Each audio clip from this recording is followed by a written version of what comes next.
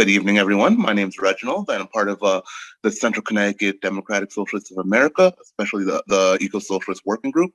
And today we'll be doing a little Eco-Social 101, just to get everyone on the same floor and get us all the general understanding of what eco-socialism is and what we could do moving forward. To start it off, my comrade Gabriel will be talking about, what is eco-socialism? Gabriel, would you like to take it all? Hi everyone, I'm Gabriel. I live in Wethersfield and I just joined the DSA Central Connecticut a couple months ago. So I'm going to try to answer this question for you. What is eco-socialism? So can we get the next slide, please? Right. Well, most socialists probably consider themselves environmentalists to some degree. We all want to limit carbon emissions to stop global warming, right?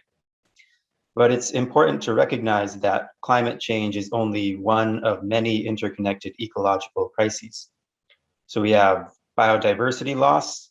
Hundreds of thousands of plants and animals are threatened with extinction, or they've been extinct very recently, and we don't even know what sort of vital roles they played in their own ecosystems. We have soil loss and contamination. So agricultural practices such as plowing lead to rapid erosion and soil is contaminated by runoff. And it can take many, many decades for soil to build back up into a living soil that can support plants again. You have deforestation. It removes trees that clean the air, provide habitat, prevent erosion. Plastic pollution is building up in our waterways, inside of animals, and that plastic is not going anywhere for many decades also. So environmentalists have different ideas about what the root of the problem is and what we can do about it. So some people say that it's overpopulation. Maybe there's a hard limit on how many people can be on Earth. We're past it. And now some people just need to go away so that we can all be sustainable again. That's clearly an extremely dangerous idea, and Ben's going to talk a little more about that later. So maybe people just have like bad morals. People need to use their reusable bags more, stop using straws, buy better veggies. Well, we know that that's, as socialists, we know that people's choices are largely affected by their material conditions. So working people have little choice in buying local organic vegetables all the time. They have to buy what they can afford. Maybe the bus doesn't go where they want to go, so they have to drive a car. And people are just working too much to have time to think about the world ending sometimes. So maybe new technology will help us. We'll just get some rich billionaires to invent some cool stuff, take us to Mars, and it'll be all okay. Well, new technology is definitely necessary. We need to use the technology that we have to switch to sustainable energy sources and such, but it must be directed towards the well-being of all. And it can't be, the types of technology that are explored can't be controlled by capitalists. And this is where socialists can really help out. Socialists have always fought for democracy in the workplace and to control our homes and communal spaces without landlords. So we want to bring the same perspective and techniques to the environmental movement to ensure that solutions are viable for working people. Usually, eco-socialists have an idea of democracy working at different scales according to the population and the amount of environment that is affected. So for example, a car factory. Under capitalism, a car factory might produce luxury cars because they sell for a big profit. They're made of metal that is mined in some other country, not in the US. We don't want that here. And they're staffed by people who are working as much as they can. They work on the same machine every day, and the factory is pumping out pollution every day. So in an eco-socialist society, we could change this around. On the country level, that other country might say, we don't want to mine as much, we don't want to destroy our country. And so US, you're going to have to get by with less metal because we're not going to send you all that metal anymore. So the US says, all right, well, we have all these dead cars around. We're going to have to get better at recycling metal and sending that to the factory instead. Now, at the city level, people will say, we don't want the factory running all the time because it's polluting our city too much. It's only going to work part-time. And they might say in the state, we don't actually need all these luxury cars. Not everyone wants that. You know, they have big engines that use lots of gas to go very fast. We don't need that. We want efficient cars, and we want some buses that are going to be used for public transportation. So that's decided more at the state or the city level. And then inside the factory, people can make their decisions about how they're going to work. We don't want to work so many hours. We want to have some more days off. We're still going to get enough done to have enough cars, but we're going to have some time to live as well. So we have the nesting democracy that works to protect the environment across the world, in our own city, and for the people to have a good life there working in the factory. All right, let's get the next slide, please. So eco-socialism is also bringing environmentalism to socialism. Past attempts at socialism have often involved rapid industrialization to compete with capitalist countries. These societies gave workers a better standard of living, but they continued to pollute and exploit the land to do so. We don't want to convert factories to worker co-ops only to continue producing the same plastic junk with better pay and more vacation. When workers control the means of production, we must have the knowledge and the will to make better choices than capitalists. We must recognize that non-human beings are part of our community. Eco-socialists believe that we can live well and care for the environment. And we know that access to nature improves mental health, access to healthy food improves physical health. So clearly caring for the environment is also necessary to live well. So how are we going to do this? We need to work with nature, not against it. A perfect example of this is in agriculture. Currently, crops are grown by suppressing the unwanted plants and insects so that only one plant can grow. No other organisms are in there. A freshly plowed field is a wasteland devoid of even the web of microbial life that lives in the soil and brings nutrients to roots. This is clearly not how nature works at all. We have to spend a lot of poison and time to keep back nature so that we can grow the specific crop that we want. Working with nature would mean building up living soil, choosing crops that are adapted to the area, including some tree crops, intercropping so plants can support each other as a community. Now, new technologies will be used when needed to serve the needs of our large populations. Probably not everyone is going to live on tiny organic farms. At the same time, we can look back to learn how indigenous people maintained the land before colonization. This may come in practical knowledge of how to grow and reap the generous amounts of food that the earth provides, or it may come in more philosophical ways, learning to form reciprocal relationships with our surroundings and understand that we are part of nature. We are not separate. Even in this presentation, I have to use that the language of us and nature because that's kind of how we talk. But truly, we should try to get it into our heads that we are nature. We're just part of this whole thing. In order to foster this shift in perspective, we must act locally, while at the same time, we push for nationwide and global change.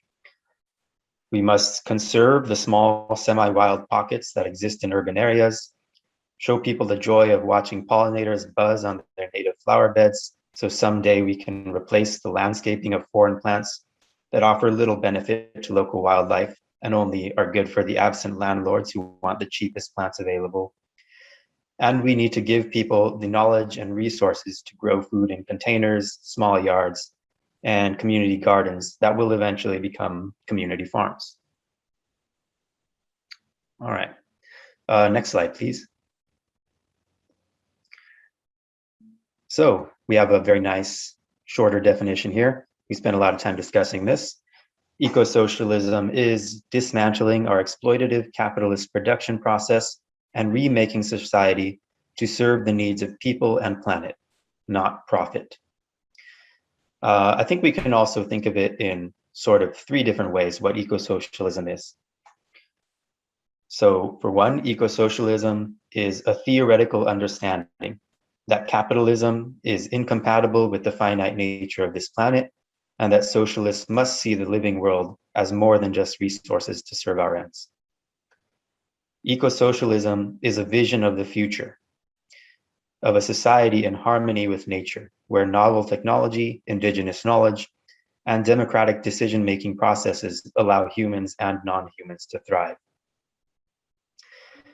Finally, eco-socialism is the action that we take today to stave off the worst effects of climate crisis and to learn new ways of living that will allow us to live with the changes that are already coming and will allow the land to heal and to nurture us in return.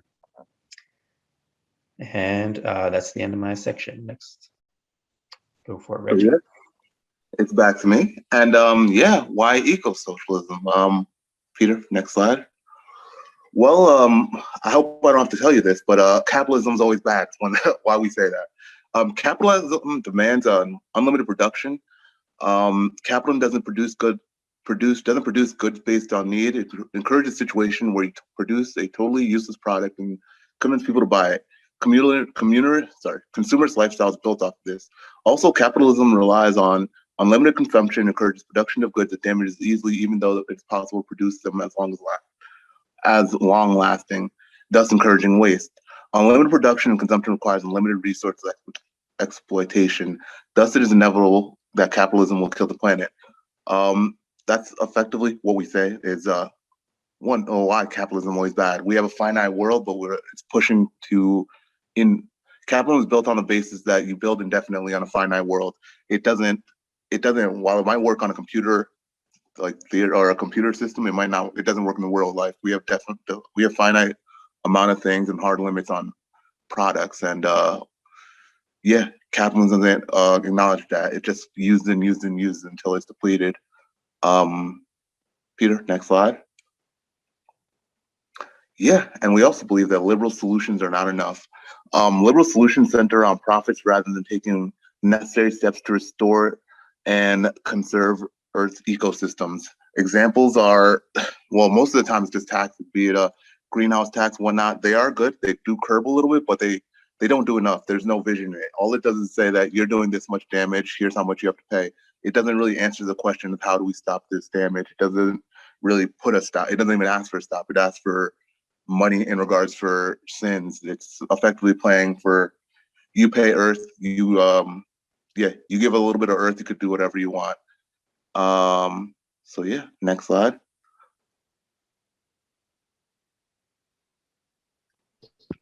And that's me. Hello, everyone. My name is Ben.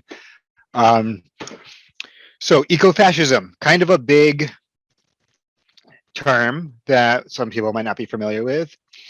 But here we have a definition. It's a totalitarian political ideology that encourages individuals to put their own well-being second to the land. And a common phrase is blood and soil, kind of referring to that, like the land is more important than other people who live here.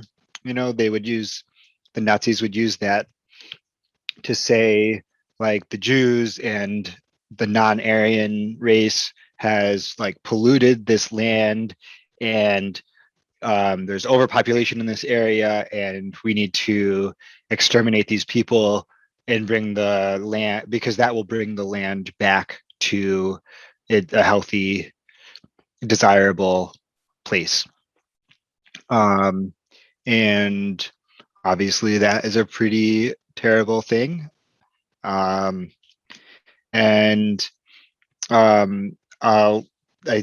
in here.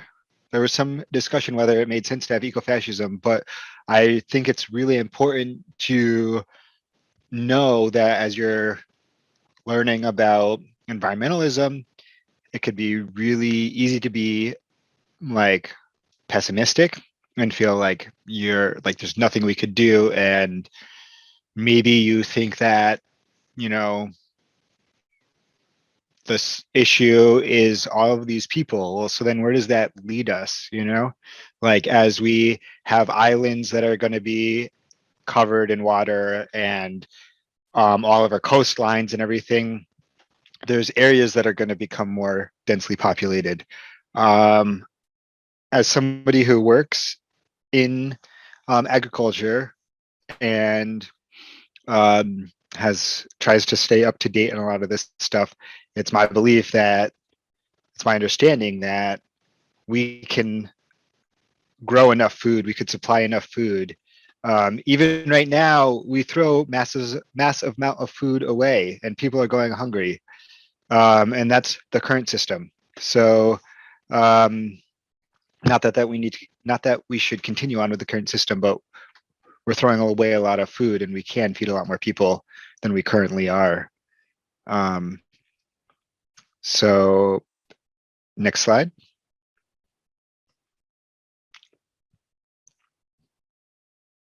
So yeah, how will eco-socialism help? Next slide, Peter.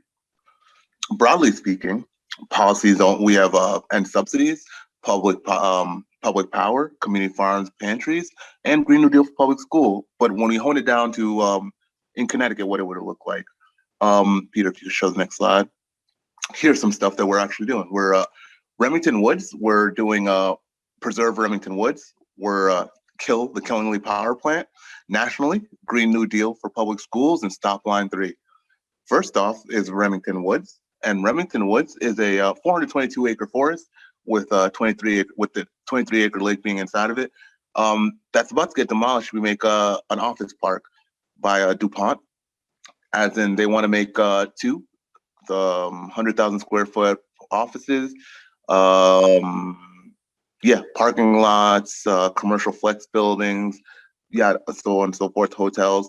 As it stands, they're trying to change the zoning from zoning from just like woods to public land or something like that, so they have more right to cut down. What they're aiming for, last meeting I went to, they're trying to take out about, I think, 60% and leave 40%, something, give or take some of the percentages. But yeah, Remington Woods, they're trying to knock it down to turn it into office park. Here's some photos of Remington Woods taken by some of our comrades. On the left is just a broad map with a 422 acre sprawl. And then this is winter 2019, what it looked like. Next up, we have the Killingly Power Plant.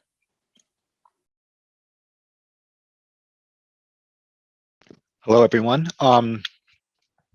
So the Killingly Power Plant in the quiet corner of Connecticut in Killingly, they want to build a power plant. It will be about a mile or so away from another power plant that runs on natural gas. Most of the approval for this power plant has already gone through. Just last week, I believe, there was news that a court case that had tried to stop it was, I believe it was just thrown out. And on the company's website, I believe the company's NTE Energy, they say that their plan is to start the building process like the end of this year. So really any day now, any week or whatever, they're going to start clearing a couple acres of trees and start building this area. There is another proposal that hasn't gotten approval yet, which is to build a pipeline to carry the natural gas from the existing power plant to the new one. It's only going to be about a mile and a half because that's how close those power plants will be. And it has to go under a river. It hasn't gotten approval Eversource is going to be, for some reason, is going to be the company that is in charge of getting that approval. But there's an assumption, on these companies' websites that it's not going to be very hard to get the approval, that it's going to be a standard kind of a thing because it's not very long and there'll be updates to the pipeline anyway or something, just because of the age of the pipeline. Lamont has said that he doesn't want the pipeline, but his hands are tied. There's nothing he could do. It's out of his control. He said that, we need to move away from fossil fuels and everything, but he has a lot of power. He probably can stop this. And the Department of Environmental and Energy Protection, because in Connecticut, the environment and energy are in one office, the people who are in charge of those, they're saying they can't do anything because there is a northeastern or New England grid, and the regulatory body of the New England grid has already approved it. So DEEP is saying that there's nothing they could do, which seems strange to me. So there's going to be a lot of actions coming up to try and stop this and make a lot of noise. Here's a picture of what it will look like. It's kind of hard to tell exactly, but yeah, so there's like power lines that are running like very close to it. Probably in this thing, it'd be just to the north or just to the upper part of the screen is where the power lines are right now. And there's I told you the river would probably be to the left of your screen. And there's farmland in this area that they're probably going to have to buy some of.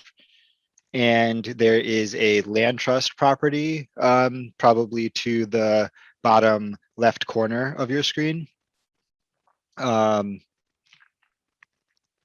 so it's going to affect all of that. And so just keep your eyes out for how to help out as things come up. Next slide.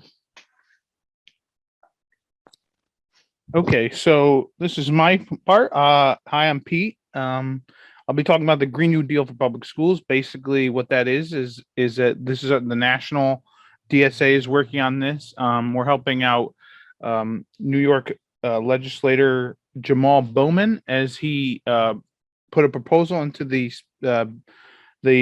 spending bill to put a Green New Deal for public schools. Now, what would that mean? Well, basically be a Green New Deal, which I'm hoping you folks know about.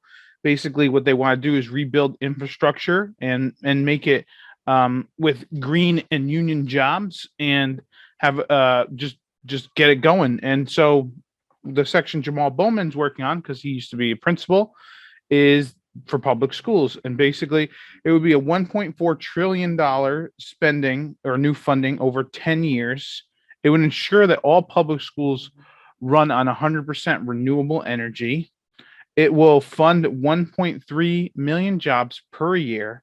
Those jobs are green jobs and union jobs that they're looking to do. They're going to retrofit buildings for climate resiliency and zero carbon energy, and eliminate toxic material. They want to hire teachers and support staff to reduce the teacher-student ratio.